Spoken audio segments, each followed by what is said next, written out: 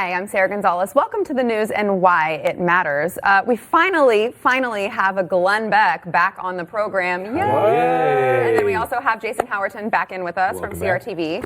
Thanks for joining us again. Glenn, what was the topic? No mention of Old Reliable?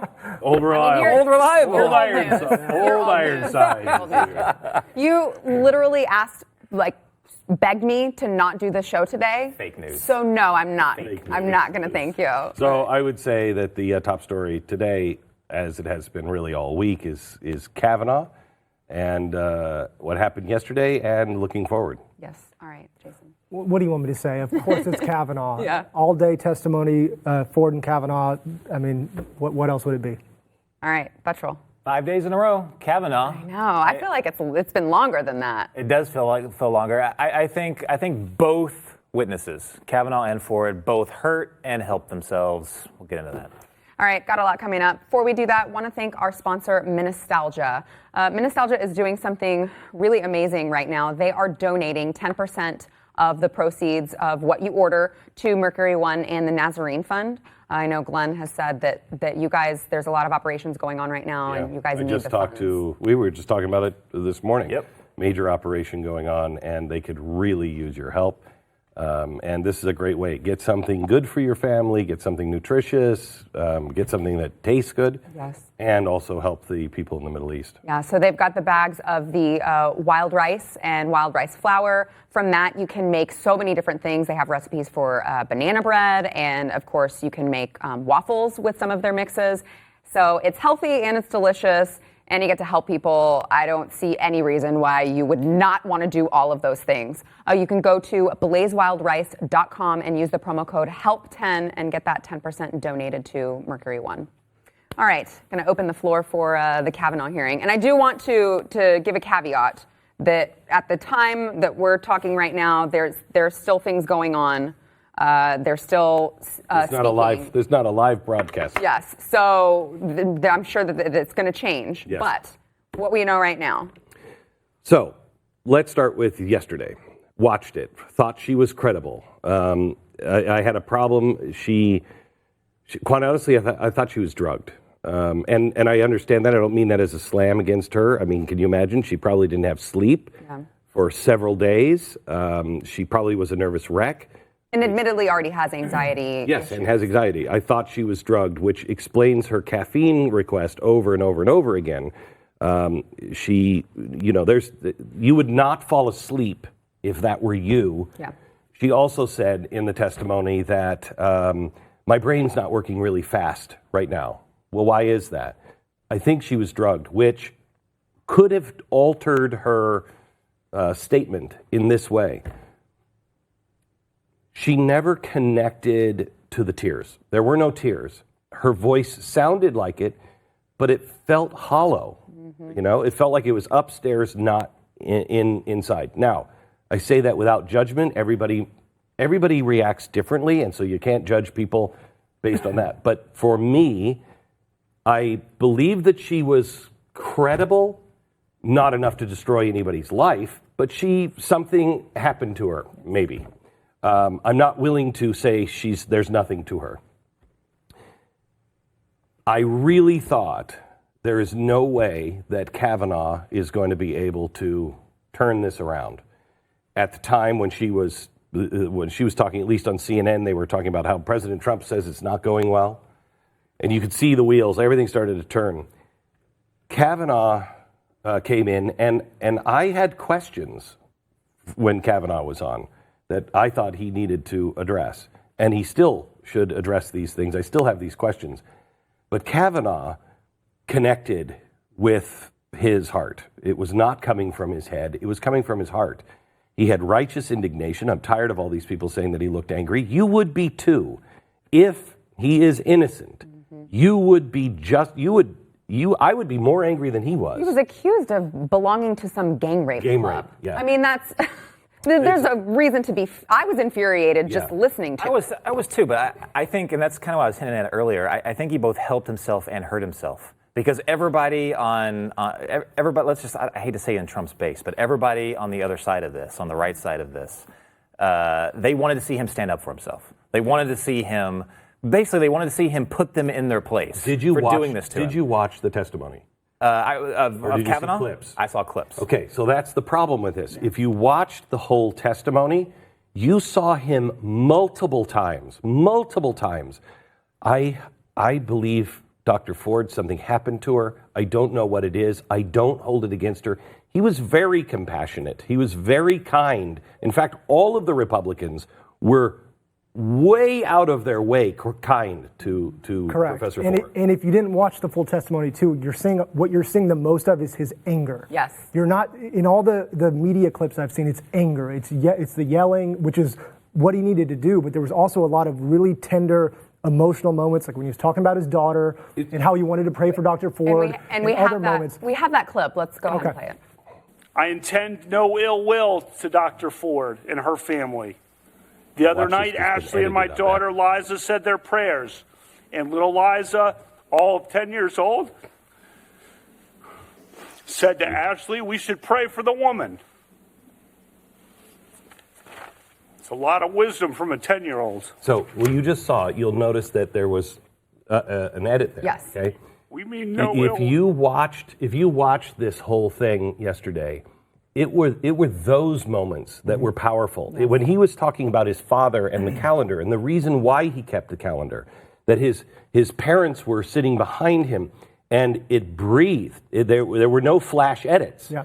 You could tell this was genuine. You're exactly right. It was not the anger. It were several of these moments. I went in not a fan of Kavanaugh, don't want to judge, looked at her, not a fan of hers, but thought, okay, well, maybe there's something there. I don't know. I left feeling this man is telling the truth. This man, the moments of desperation of, I'm destroyed. I'm destroyed by all of this. When you see those depths of his being reflective, talking about his children, talking about his parents, talking about the friends who were brave enough to stand up for him, when you saw all of that, it made the righteous indignation not anger. It made it righteous indignation. How dare you people? And he didn't say it about him. How dare you? You've destroyed me and you've destroyed her. You had no intention except to stop this process. Can we actually get on that? Because I think that's a huge thing that's been completely ignored, which is Ford, according to her, wanted to be anonymous. She did not want to come forward. She did not want this testimony. She wanted to give her statement anonymously, stay anonymous, have it go through the process. It was leaked by, there's almost no question by Democrats. There's no way. By her staff. Feinstein and her staff had the notes. The lawyers had the notes. So somebody leaked it and made her go public, made her relive this. And I feel like we're not talking about that at all. Like, what if the situation was reversed and the GOP outed a sexual assault survivor and made her come forward?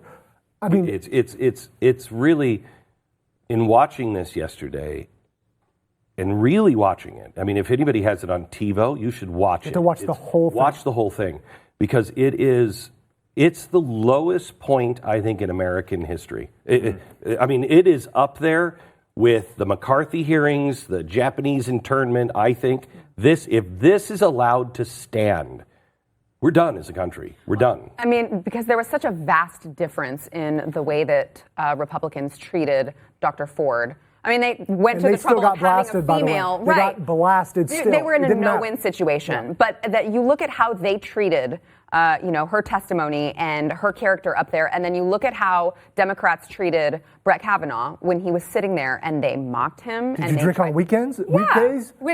Did you drink on weekdays? I think we have that clip. Let's watch it.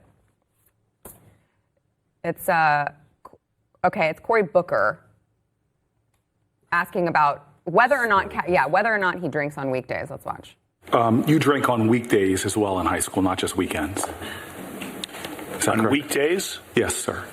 I'd say that's rare. Are you talking about during the school year? I'm talking about the calendars that you provided during these dates. That's in the summer after a football workout when we went over to. You drank on weekdays, yes or no, sir? In the summer, when we went over to Timmy's house On July 1st, that would indicate yes. Yes, in other words, that July 1st reference to skis, went over for skis, that's brewskis, correct?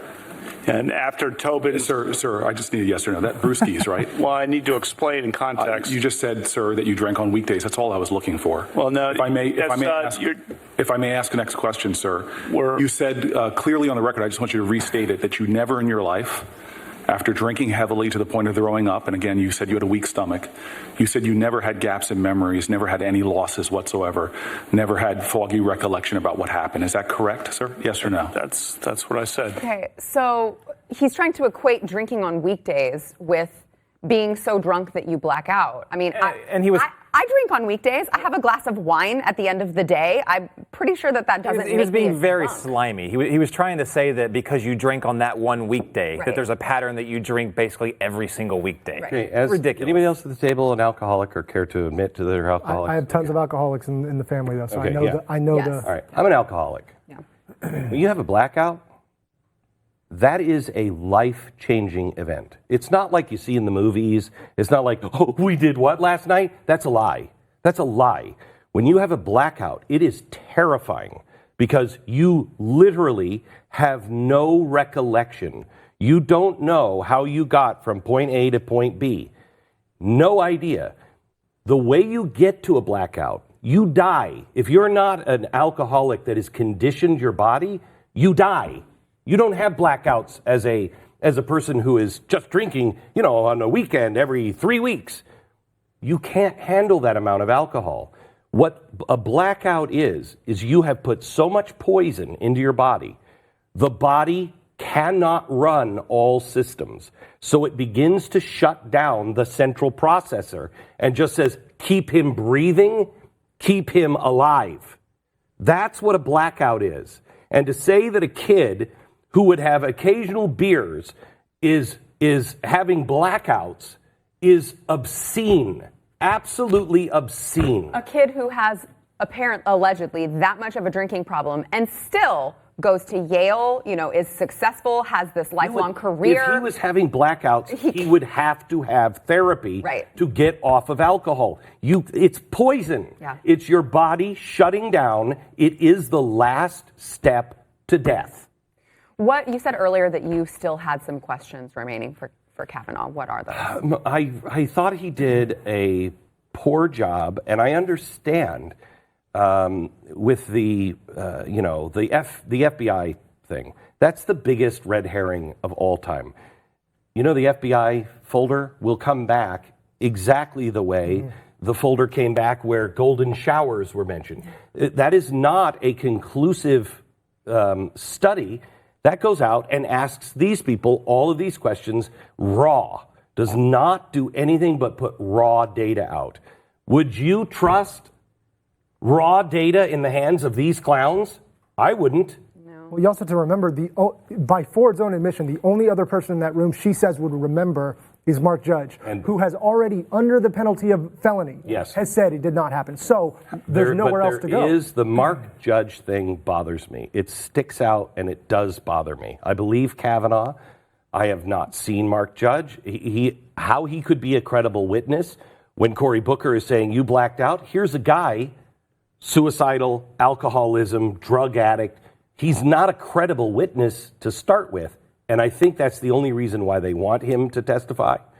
But I wish we could have the Marc Judge. I think without him, we have an incomplete story. With him, we may have a skewed story because he's not a credible witness. And that goes to one of the questions I had where I was not happy with Kavanaugh's response was when he responded to his name or a version of his name, in the book. Yeah. He totally dodged that. It was like he was trying to string it out. It was taking forever. He just did not handle that at all. He was a bad witness on that and the FBI. All right, more to come. Back in a minute.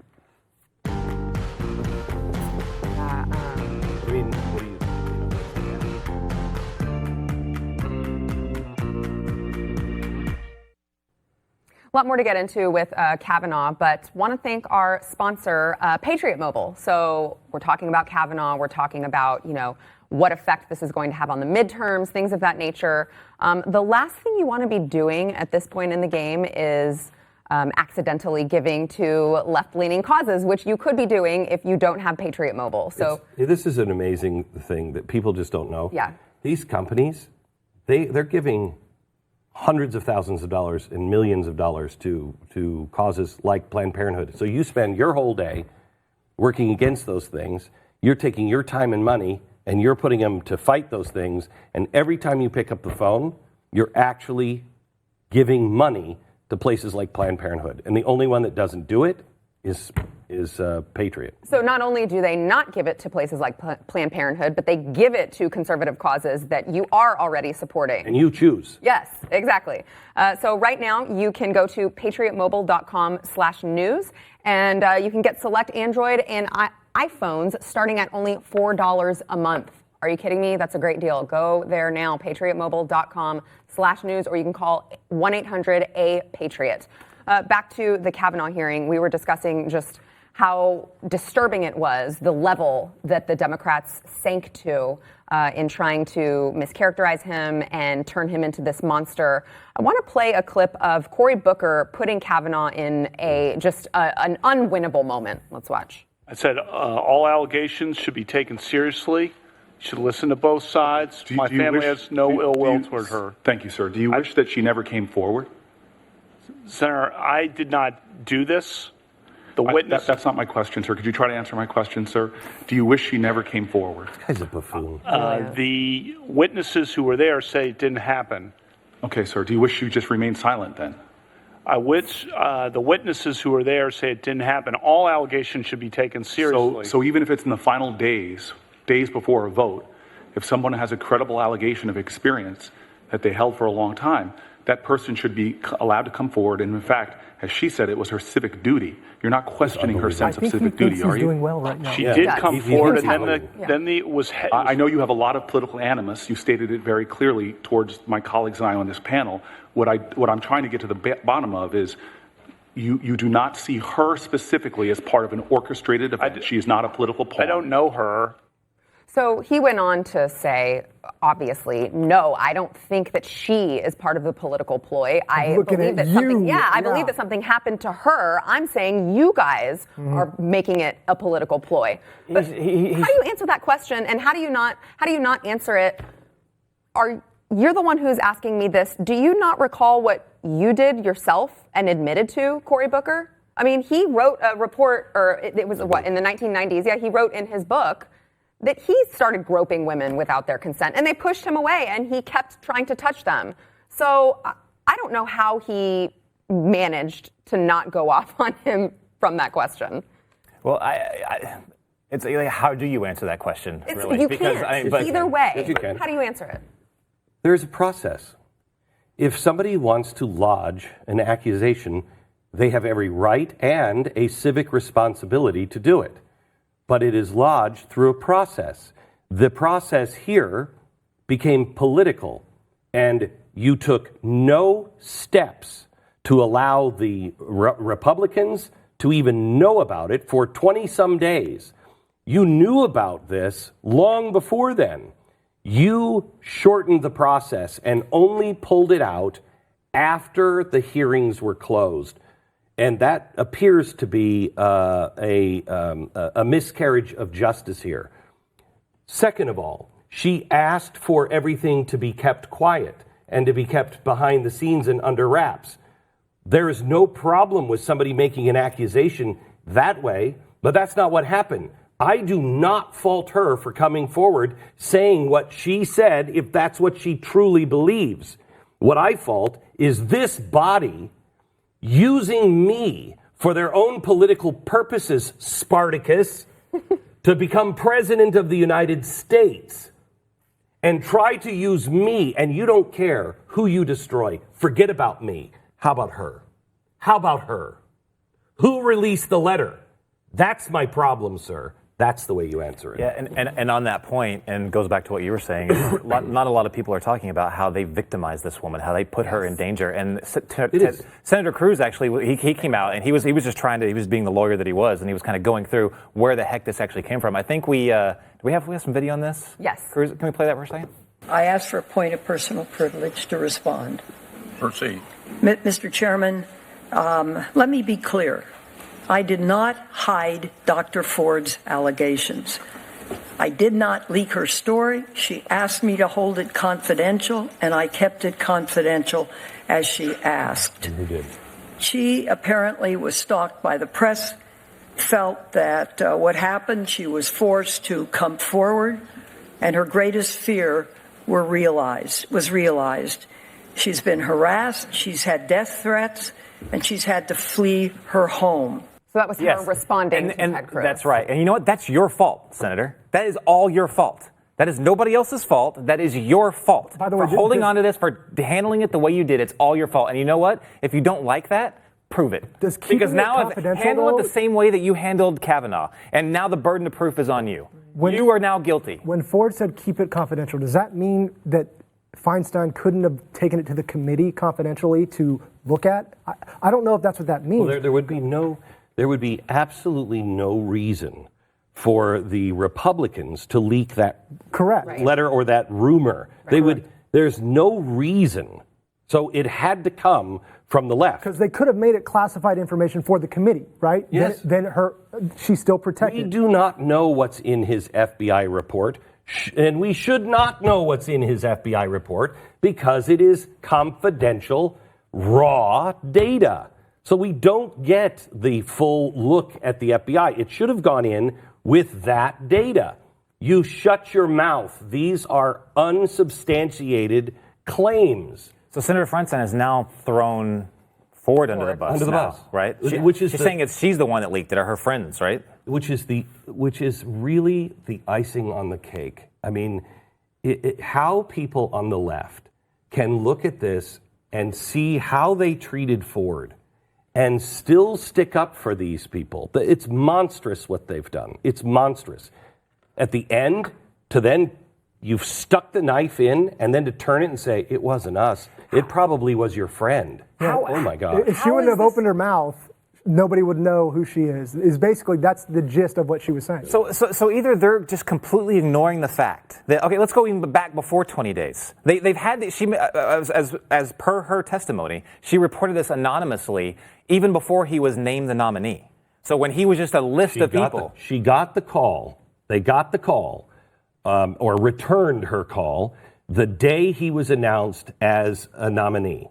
There is no reason why somebody in that office wouldn't have called the FBI and said, hey, while you're doing your background check, I have this woman. She's already filed this. She said it. You need to talk to them. Okay. That is due process. So if you truly believe Dr. Ford, why are you not livid with the Democrats over this? Why are you not pointing the blame to them, saying, why did you bring this out the day before the vote? Because it's political. Yeah, you know the answer. I know the answer, but it's just insane. All right, let's take a break. We'll be back.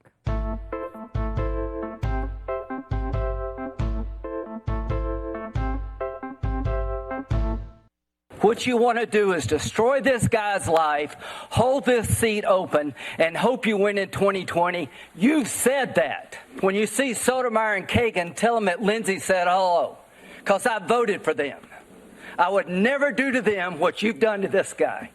This is the most unethical sham since I've been in politics.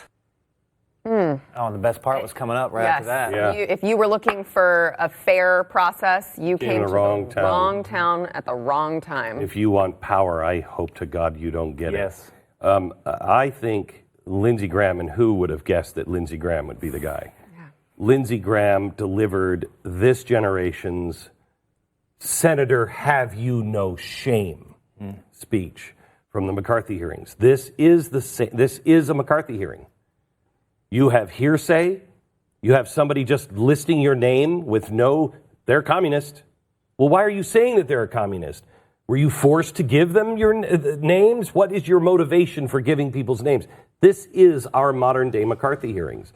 And that was the moment that changed in the 1950s. We'll see if this changes America. He spoke for me. Yeah. He spoke loudly for me. Yeah, me too. All right, we will see you guys in overtime. Podcast. Subscribe. Okay.